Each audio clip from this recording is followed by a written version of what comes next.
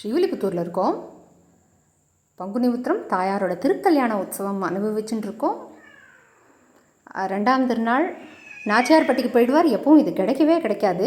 இன்றைக்கி ஆண்டாளோட அனுகிரகத்துலேயும் மன்னாரோட கிருபா கடாட்சத்துலேயும் 2ஆம் திருநாள் அனுபவிக்கிற பாக்கியம் கொடுத்தா. தாயார் சந்திரபிரபையிலையும் மன்னார் சிம்ம வாகனத்துலேயும் ரொம்ப கம்பீரமாக வர வீதியில் ஏழின்னு இருக்கார். அனுபவிப்போம்.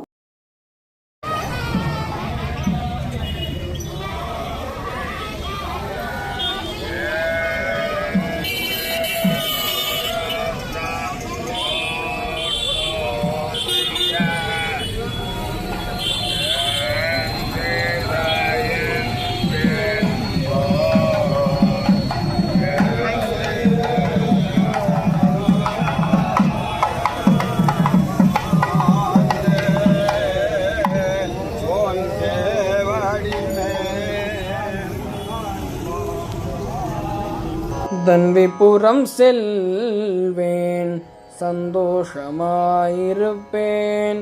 கோதையின் முன்னே நின்று என்னை நான் மறப்பேன். மனதினிலே அவளை ஆழம் பதிந்து கொள்வேன்.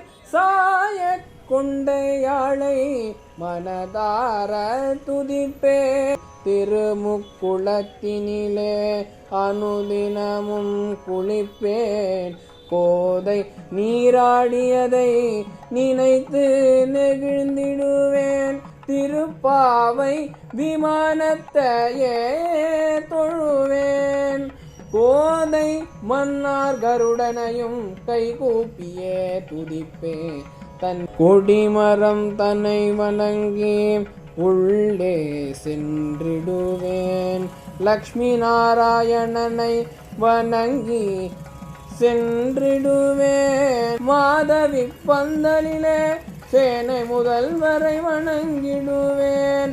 தட்டொழித்தனை கடந்து தளர்ந்தே நடந்திடுவேன். கோதையன் தன்வி என்று உருகி மருகிடுவேன். கோதை தன்வி என்று உருகி மருகிடுவேன். என்னை ஆட்கொள் அடியே கோதை என்றிடுவேன். கைகள் கூப்பி நின்றாள் அள்ளி அணைத்திடுவாள். கைகள் கூப்பி நின்றாள் அள்ளி அணைத்திடுவாள். அன்னையாய் தோழியாய் மகளுமாய் நின்றிடுவாள். தன்விபுரம் செல்வேன், சந்தோஷமாயிருப்பேன்.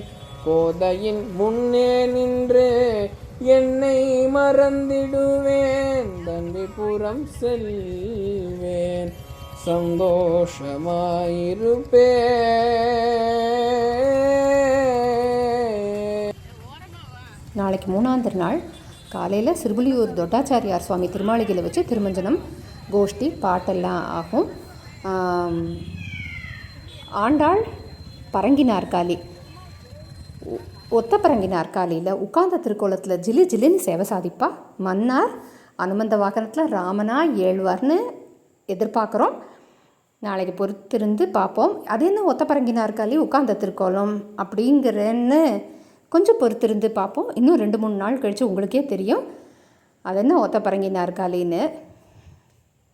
கூடியிருந்து குளிர்ந்தேலோ ரெம்பாவாய்.